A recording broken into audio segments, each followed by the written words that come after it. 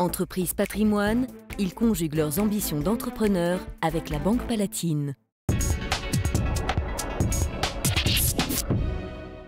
Bonjour à tous, bienvenue dans Ambition d'entrepreneur. Nous sommes au pavillon de l'Arsenal à Paris. Aujourd'hui, nous allons vous parler de construction, plus précisément d'ingénierie, avec le groupe Ginger CEBTP, spécialisé dans les sols, matériaux et ouvrages. Pour mieux comprendre, reportage.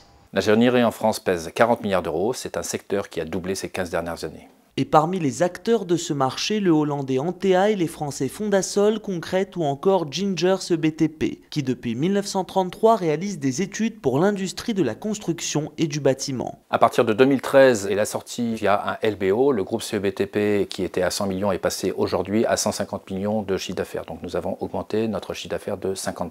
Engineering pour les équipements et les infrastructures, le groupe indépendant situé à Elancourt instruit 25 000 dossiers par an, dont une part grandissante hors de l'Hexagone. Nous sommes implantés à l'international depuis plus de 50 ans.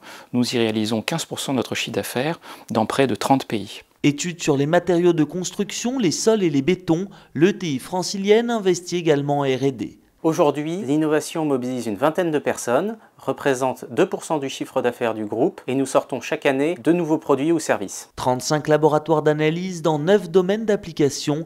L'innovation plus l'internationalisation, c'est ainsi que du haut de ses 83 ans, la Société des Yvelines continue de peser sur le marché hautement concurrentiel de l'ingénierie en France. L'ETI qui fête cette année ses 83 ans est dirigé par Philippe Margary, entré dans le groupe en 1986. Il en assure la présidence depuis 2013.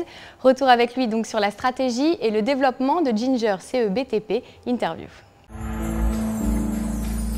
Ça a commencé en 1933, ça a été créé par la Fédération du bâtiment et des travaux publics. À la demande des entreprises, en fait, c'était de trouver un organisme capable de tester tout ce qui était matériaux de la construction, parce que dans ces années-là, et en particulier l'après-guerre, on a voulu construire vite et surtout bien, donc il fallait expérimenter les nouveaux produits de la construction. Et le CEBTP, le E au départ voulait dire expérimental, maintenant il est devenu expertise.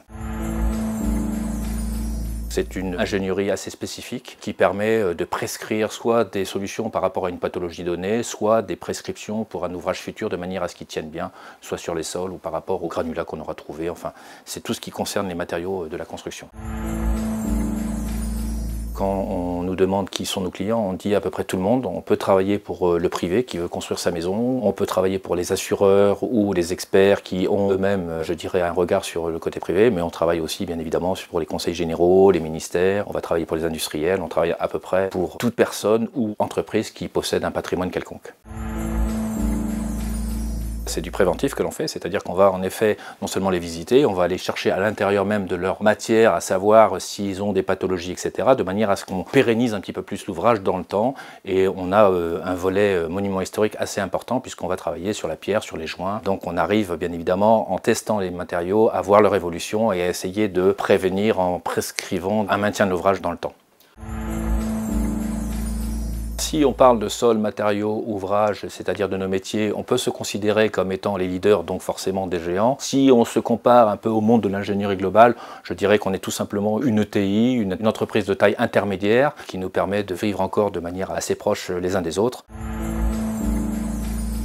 On s'était donné comme ambition d'être à 200 millions, à 2 fois notre chiffre d'affaires dans 5 ans par rapport à 2013. On est sur la bonne voie. Maintenant, je pense que le pragmatisme doit prédominer. On vient de faire des acquisitions, ça fait 3 de suite. On souhaite consolider, pérenniser un petit peu notre ensemble.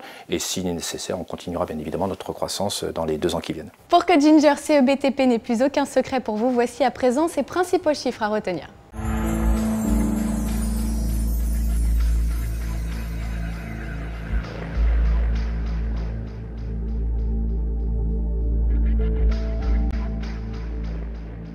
Voilà, c'est la fin d'Ambition d'entrepreneur. Merci de nous être fidèles. On se retrouve la semaine prochaine avec une nouvelle entreprise innovante. À très vite.